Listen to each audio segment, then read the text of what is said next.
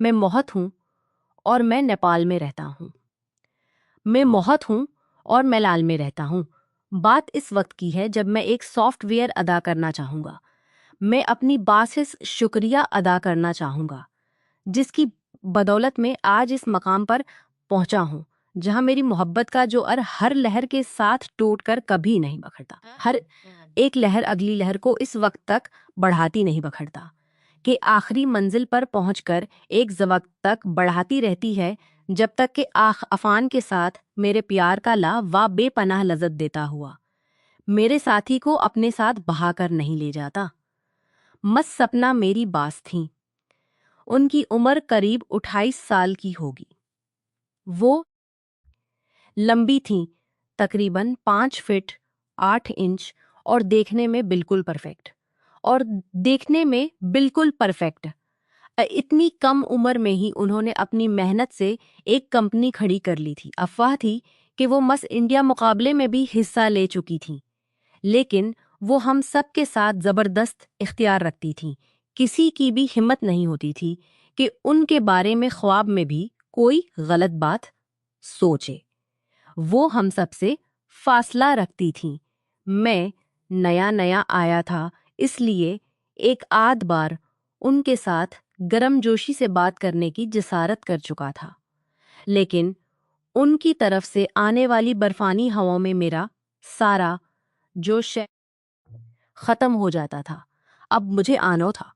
अब मुझे मालूम हुआ कि मेरे साथियों ने उनका नाम मस आइस मैडन क्यों रखा था, लेकिन मुझे क्या पता था कि ऊपर वाले की मर्जी किया है। एक दिन हमारे दफ्तर का नेटवर्क खराब हो गया। कभी ऑन होता तो कभी ऑफ। वो दिन हफ्ता का था। मैं पूरा दिन उसी में उलझा रहा, लेकिन उस घड़ी को सुलझा ना सका। आखिर थक कर मैंने मैडम से कहा कि अगले दिन यानी अतवार को सुबह 9 बजे आकर उसे ठीक करने की कोशिश करूंगा। मैंने उनसे दफ्तर की चाबियां ले लें। अगले दिन जब मैं 9 बजे दफ्तर पहुंचा तो देखा कि सपना मैडम मेन गेट के सामने खड़ी हैं। मैंने उन्हें सलाम किया और पूछा, आप यहाँ क्या कर रही हैं? उन्होंने कहा, बस ऐसे ही गर्मी से बोर हो रही थी, तो सोचा कि यहाँ आकर तुम्हारी मदद कर दूं। हम दरवाज़ा खोलकर अंदर गए। हम दरवाज़ा खोलकर अंदर गए। मैडम ने कहा कि आज अतवार होने की वजह से बंद कर लो, कोई नहीं आएगा। मैंने उनके कहने के मुताबिक दरवाज़ा अंदर से बंद दिया। अब पूरे दफ्तर में हम दोनों अकेले थे और हमें कोई परेशान भी नहीं कर सकता था। मुझे सपना मैडम की नींद ठीक नहीं लग रही थी। दाल में जरूर कुछ काला था, वरना भला आज छठी के दिन एक छोटी सी परेशानी के लिए उन्हें दफ्तर आने की क्या जरूरत थी? इट्स इतने अरसे से काम कर रहा हूं, कभी नहीं देखा। न सना के उतवार के दिन मैडम दफ्तर आई हूं। मैडम घूमकर कंप्यूटर लैब की तरफ चल दें। मैडम घूमकर कंप्यूटर लैब की पीछे चल दें, और मैं भी मंतर मगासा उनके पीछे पीछे चल दिया। पूरे माहौल में उन्हीं की खुशबू थी। जब हम कॉरिडोर में थे तो उनके पीछे से गौर किया, हाय किया, कद्दू कामत थी।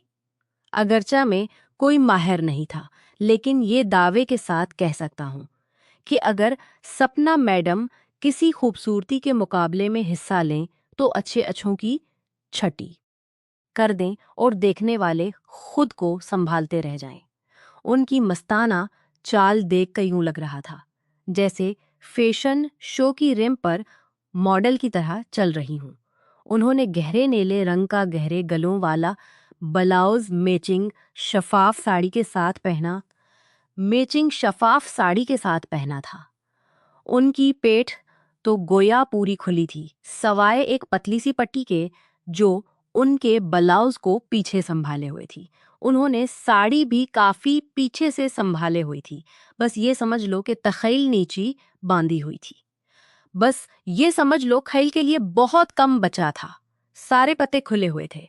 अगर मुझ में जरा भी हिम्मत होती तो वहीं काम कर देता, लेकिन मैडम के सख्त मजाज से मैं वाकिफ था और बगैर किसी गलत हरकत के दिल ही दिल में उनकी तख़य्युल करते हुए चुपचाप उनके पीछे चलता रहा। मैडम ने तख़य्युल के लिए बहुत ही कम छोड़ा था। साड़ी भी किसकर लपेटी हुई थी। हर एक कदम के साथ साड़ी बल खाती हुई लहराती जा रही थी। पहले एक दूसरे से दौर होते, फिर एक दूसरे के करीब आते। ये सीन मुझे बहुत ही रोमांचित कर रहा था और मन कर रहा था कि साड़ी के साथ मैं भी साथ हो लूं, और मन कर रहा था कि साड़ी के साथ साथ मैं भी साथ हो लूं। अब लेब तक पहुंचते पहुंचते मेरी हालत ख़राब हो गई थी और मुझे लगने लगा कि अब और नहीं रखा जा सकेगा। लेब के दरवाजे पर पहुंचकर मैडम अचानक रुककर पलटे और मुझसे ऊपर वाली शेल्फ के केबल जंक्शन चेक करने को कहा। उनकी उस अचानक हरकत से मैं संभल ना पाया और अपने आप को संभालने के लिए अपने हाथ उनकी कमर पर रख दिए। मैडम ने एक दबी मुस्कुराहट के साथ कहा, कोई शरारत नहीं, और मेरे हाथ अपनी कमर से हटा दिए। मैंने शर्मिंदगी से उनसे माफ़ी मांगी और लेब में ऊपर वाली शेल्फ से कंप्यूटर हटाने लगा। मैडम भी उसी शेल्फ के पास झुक कर नीचे वाली केबल देखने लगे। उनकी साड़ी का पल्लो सरकने लगा, जिससे वो नज़ारा मेरे सामने आ गया। एक पल को तो लगा कि खुले आसमान में दो चांद झांक रहे हों। देदार में कोई रुकावट नहीं थी और अब काम करना मेरे बस में नहीं था। मैं खड़े खड़े इस खूबसूरत नज़ारे को देखने लगा। शायद उन्हें मालूम था कि मैं ऊपर से मुफ्त का शो देख रहा हूं, इसलिए मुझे छेड़ने के लिए वो और आगे को झुक गईं। हाय क्या नज़ारा था! मैं खुशी खुशी इसमें डूबने को तैयार था। ऐसा लगता था जैसे बड़े बड़े कश्मीरी सीब दरख्त पर लटक रहे हों। अचानक मैडम ने अपना सर ऊपर उठाया और मुझे घूरते हुए पकड़ लिया। जब हमारी नजरें मिले तो उन्होंने अपने नचले होंठ को दांतों में दबाया और मुस्कुराते हुए बोले, क्या देख रहे हो? मैं शर्मिंदा हो गया और कुछ भी ना बोल सका। मैडम ने मेरी कमर पर हल्की सी चुप लगाकर कहा, शैतान कहीं, कि तुम मेरा मुफ्त का शो देख रहे हो। मेरा चेहरा लाल हो गया। उनके मुस्कुराने के अंदाज से मैं और भी खुशी से भर गया और रोमांचित हो गया। मैंने उधर उधर देखकर खुद को ठीक करने की कोशिश की, लेकिन मुझे उसमें कामयाबी न मिली। मैडम परेशानी भांप ली और शरारती मुस्कुराहट के साथ बोले, ये तुमने छिपाया चाँद साथ? मैं भी। ये तुमने क्या छुपाया है, जरा देखो तो मैं भी। जब तक मैं कुछ बोलता, उन्होंने खड़े होकर मेरे हाथ को पकड़ा और किसकर दबाया। बड़ी हिम्मत है तुम्हारे अंदर। बस ऐसा ही लड़का तो मुझे पसंद है। मैं तो हैरान रह गया। मैडम सपना मेरे साथ दिल लगी कर रही थी। मिस आइस मैडम का ये गरम रूप देखकर मेरी तो बोलती ही बंद हो गई और मैं उनकी हरकतें देखता रह गया। क्योंकि मैं टेबल के ऊपर खड़ा था, इसलिए वो बहुत नीचे की तरफ थी। उन्होंने हाथ झटक कर नीचे खींचा और मुझे कॉलर से पकड़कर बोसा दिया और बोले, जरा और करीब से देखो तो तुम क्यों इतना अकड़ रहे हो? ऐसा कहते हुए मैडम सपना ने मेरा हाथ किसकर पकड़ लिया हो। तुम्हें तो सजा मिलनी चाहिए। मैडम ने मुझे एक बोसा दिया। मैं तो गूंगा तमाशाई बनकर सातवें आसमान पर पहुंच गया था। जिस मैडम के पीछे सारा दफ्तर दीवाना था और जिनके बारे में सोचकर मैं औरों की तरह जिन प्यार ख्वाब की ही बहुत कुछ कर, मैंने भी औरों की तरह कई कई बार ख्वाब में ही बहुत कुछ कर लिया था, वो आज मेरे साथ थे। बोसा दिया। मुझे लगा कि अब मैडम मुझे मेरे अतावलेपन के लिए डांटेंगी। मैं बोला, सूरी। मैडम में अपने पर काबू नहीं रख पाया। उन्होंने बोलने से पहले मेरे मेरे बालों को सहलाया और मुस्कुराए। ए पागल, मैं तुम्हारी हालत का अंदाज़ा लगा सकती हूँ, लेकिन ये मैडम मैडम क्या लगा रखा है? तुम मुझे सपना कहे, कर बुलाओ। ठीक है ना, अब मुझे अपना काम करने दो। ऐसा कहकर मैडम ने मुझे गले लगा लिया। कुछ देर बाद वो बोले, बस इसी तरह खड़े खड़े गले लगे रहने में क्या मजा आएगा, थोड़ा आगे बढ़ो। मैंने उनका इशारा समझ लिया और पहले उनके गालों को सहलाया, फिर आहिस्ता आहिस्ता उनके बालों को हाथों को नीचे खसकाने हुए उनकी गर्दन तक पहुंचा। जल्द ही हम दोनों काफी परजोश और रोमांचित हो गए और हमारी सांसें तेज हो गईं। मैं बोला, मैडम मैं पूरी तरह से आपको खुशी नहीं दे पा रहा हूं। अगर इजाजत हो तो मैं भी टेबल से नीचे उतर कर आ जाऊं। मैडम ने मुझे गुस्से से देखा और हल्के से चटकी काटी। वो बोले, तुम मेरी बात नहीं मान रहे हो। अगर मैं बोलती हूं कि मुझे सपना कहकर पकारो तो तुम मुझे सपना ही कहोगे। मैडम नहीं।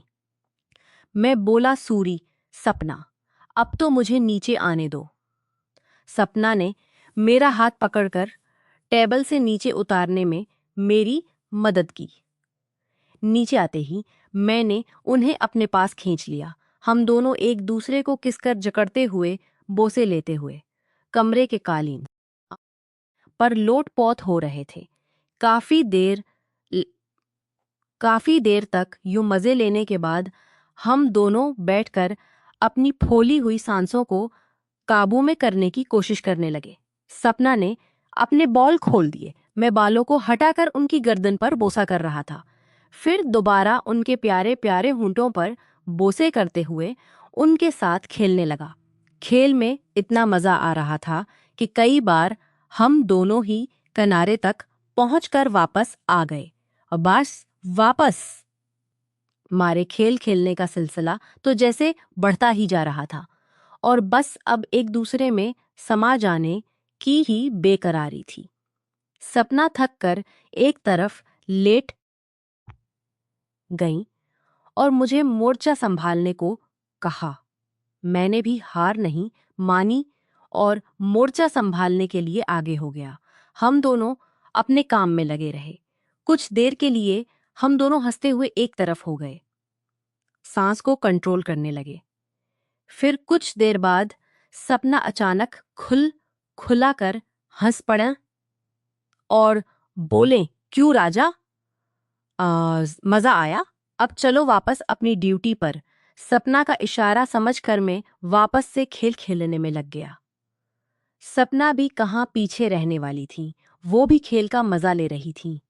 अब ऐसा लगने लगा था कि हम दोनों ही अपनी अपनी मंजिल पर पहुंच जाएंगे। लेकिन सपना तो काम में माहिर थी और अभी काम खत्म करने के मूड में नहीं थी।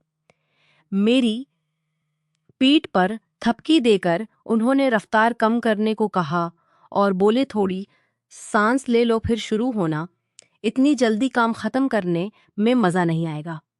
मैंने कहा, तब तक मैं नेटवर्क देख लेता हूं। मैंने जल्दी से वायरिंग चेक की, पहले से सारे वायर निकाल कर लगा दिए। अब नेटवर्क काम करने लगा। मैं टेबल से नीचे उतरकर सपना के कीबन में चला गया। वहां जाते ही उनसे कहा, अब काम शुरू करें। उन्होंने भी फौरन हाँ में सर हिलाया। हम दोनों ने कीबन में ही काम शुरू कर दिया। इस बार हमने आखिर तक बगैर थके बगैर रखे अपने काम को अंजाम दिया। हम दोनों ही बहुत खुश थे। शाम को काम खत्म करके हम दोनों ही बाहर निकल पड़े। मैंने दफ्तर का दरवाजा अच्छी तरह लॉक किया और चाबियां सपना को दे दी।